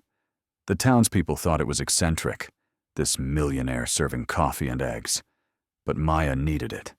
She needed to remember where she had come from, to keep herself grounded in the reality that wealth could disappear as quickly as it had arrived. One morning, a young woman came into the diner with 2 small children. She looked exhausted, her clothes worn, her eyes carrying the same haunted look Maya remembered from her own reflection years ago. The woman ordered the cheapest item on the menu and split it between her children, taking nothing for herself. Maya watched her, and something in her chest tightened. When the family finished eating and the woman asked for the check, Maya told her it had been taken care of. The woman's eyes filled with tears, and she whispered a thank you that barely made it past her lips. But Maya was not done. She sat down at the table and asked the woman her name. "Sarah," she said. Maya asked where she was staying, and Sarah admitted they were living in their car, that she had come to this town hoping to find work, but had found nothing. Maya pulled out her phone and made a call. Within an hour, Sarah and her children were being driven to the mansion. Maya had a guest cottage on the property, fully furnished, but rarely used. She offered it to Sarah for as long as she needed, along with a job at the museum in the gift shop. Sarah stared at her in disbelief, unable to comprehend the kindness, but Maya simply smiled and said, "Someone once gave me a chance. Now I'm giving you one." Sarah was not the only one. Over the following months, Maya established a program through the museum's foundation, providing housing and employment to women in crisis. She partnered with local social services, offering refuge to those who had nowhere else to turn. The guest cottage became a temporary home for mothers and children who needed time to rebuild their lives. Emma and Lily helped with the program, playing with the children who came to stay, donating their old clothes and toys, learning firsthand what their mother had protected them from. Maya watched her daughters grow into young women who understood that privilege carried responsibility, that wealth was meaningless unless it was shared. The program drew attention from the media, and Maya was asked to speak at events across the country. She told her story again and again, not to celebrate her success, but to remind people that anyone could fall into poverty, and that anyone could rise from it with the right support. She spoke about Helena, about the inheritance that had saved her, about the importance of giving others the same chance. But the work was exhausting. The demands on her time grew overwhelming. There were days when she wanted to retreat into the mansion and hide, when the weight of everyone's expectations felt too heavy to bear. She thought about what Dr. Cross had once said, about how courage was not the absence of fear, but the choice to move forward despite it. On the 10th anniversary of the museum's opening, Maya stood before a crowd of thousands gathered on the mansion grounds. The event had become a celebration not just of art, but of transformation, of second chances, of hope realized. The mayor declared it Helena Castellanos Day, and a statue was unveiled in the town square, showing Helena as she appeared in Sargent's portrait, young and radiant. Maya spoke last, her voice carrying across the crowd through speakers that echoed off the mansion walls. She talked about the $1 inheritance, about the ruined house and the hidden paintings, about the legal battle and the restoration. She talked about the mothers she had helped, the students she had funded, the lives that had been changed by Helena's gift. This mansion was once a symbol of decay, she said, a place where dreams went to die. But Helena refused to let it die completely. She planted seeds of hope in the basement, trusting that someone would find them and make them grow. And those seeds have become a forest. The crowd erupted in applause, and Maya felt the weight of the decades settle over her like a mantle. She had done what she set out to do. She had honored Helena's legacy, protected the paintings, built something that would outlast her. But more than that, she had learned that the true inheritance was not the money or the art. It was the lesson that hope is a choice, that perseverance matters, that even in the darkest moments, there is always the possibility of light. As the sun set and the crowd dispersed, Maya walked through the museum one final time that day. She stopped before the Sargent portrait, studying Helena's young face, and whispered, "I kept my promise. Thank you for keeping yours." She thought about the journey that had brought her here, about the woman who had stood at the ruined gate 5 years ago with nothing but $1 and 2 frightened daughters. That woman seemed like a stranger now, someone from another life. Yet she was still there, beneath the surface, reminding Maya never to forget. The mansion stood solid and beautiful behind her, its windows glowing with warm light, its halls filled with treasures that would endure long after she was gone. Maya had come here seeking shelter and had found instead a purpose. She had come seeking survival and had found instead a legacy. As she locked the museum doors and walked toward her private quarters, she thought about the future. Emma would graduate high school in a few years, Lily not long after. They would go to college, build their own lives, make their own choices. And Maya would remain here, guardian of Helena's dream, keeper of the paintings, protector of the legacy that had saved her. The night deepened to when the stars emerged, one by one above the mansion. Maya stood at her window, looking out at the gardens she had restored, the fountains she had rebuilt, the beauty she had brought back from ruin. And she felt, for the first time in her life, completely at peace. She had been given a gift beyond measure, and she had used it well. The inheritance was not just paintings and money. It was the knowledge that broken things could be made whole, that forgotten stories could be remembered, that lost hope could be found again. It was the understanding that we are all stewards of something larger than ourselves, and that our choices echo across time in ways we cannot always see. Maya turned from the window and walked to her desk, where a letter waited to be written. She had been contacted by a museum in Paris, asking if she would consider loaning some of Helena's collection for a special exhibition. She would say yes, because the paintings deserved to be seen, to be shared, to inspire others the way they had inspired her. She picked up her pen and began to write, her hand steady, her heart full. The story that had begun with a $1 inheritance had become something far greater than she could have imagined. And though the journey had been difficult, though there had been moments when she nearly gave up, she would not change a single step. Because this was the true meaning of inheritance. Not what you receive, but what you do with it. Not what is given, but what you give back.